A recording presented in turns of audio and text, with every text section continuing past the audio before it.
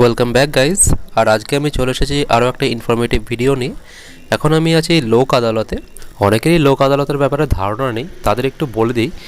যাদের বাইক বা গাড়ি আছে কিংবা ব্যাংকের কোনো রকম অনাদায় কিস্তি পড়ে আছে, তাদের কাছে যদি মোবাইলে SMS যায় তাদের অনাদায় কিস্তি শোধ করার জন্য, কিংবা গাড়ি বা বাইকের কোনো রকম কেস খেলে সেই কেসে পেনাল্টি শোধ করার জন্য, এই লোক আদালত হচ্ছে এমন একটা জায়গা যেখানে এসে তোমরা কিন্তু খুবই কম খরচে এই টাকা শোধ করতে পারো। আর এই লোক আদালত কিন্তু সবসময় বসে না, বছরে 2 থেকে 3 বার বিভিন্ন সময়ে বিভিন্ন জায়গায় এই লোক আদালত হয়ে থাকে।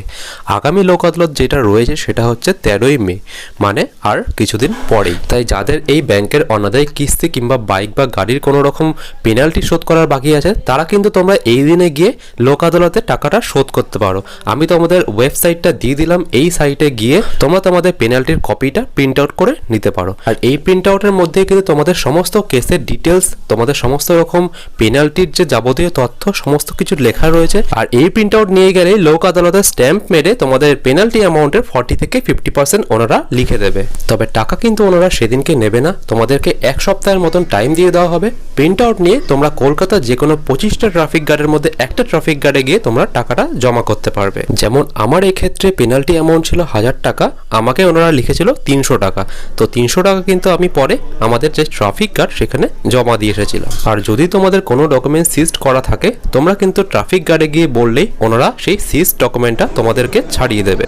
আর কলকাতার এই লোক আদালত সাধারণত দুটো জায়গায় হয়ে থাকে, একটা হলো আলিপুর পুলিশ কোর্ট আর একটা হলো ব্যাংশাল কোর্ট। তো তোমরা সেটা কিন্তু প্রিন্ট আউটের মধ্যে থেকেই সমস্ত ইনফরমেশন পেয়ে যাবে।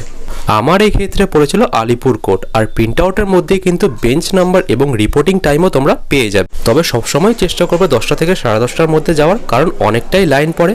আর এই লাইন দিয়ে 1 থেকে 1.5 ঘন্টা দাঁড়িয়ে তোমরা কিন্তু তোমাদের নির্দিষ্ট বেঞ্চে পৌঁছে যাবে। তবে তোমরা যদি দেরি করে আসো, 1টা থেকে 1:30টার পরে আসো, তবে কিন্তু তোমাদের নেক্সট শিডিউলে আসার জন্য বলা হবে। তাই সবসময় চেষ্টা করবে একটু আগে আগে আসার।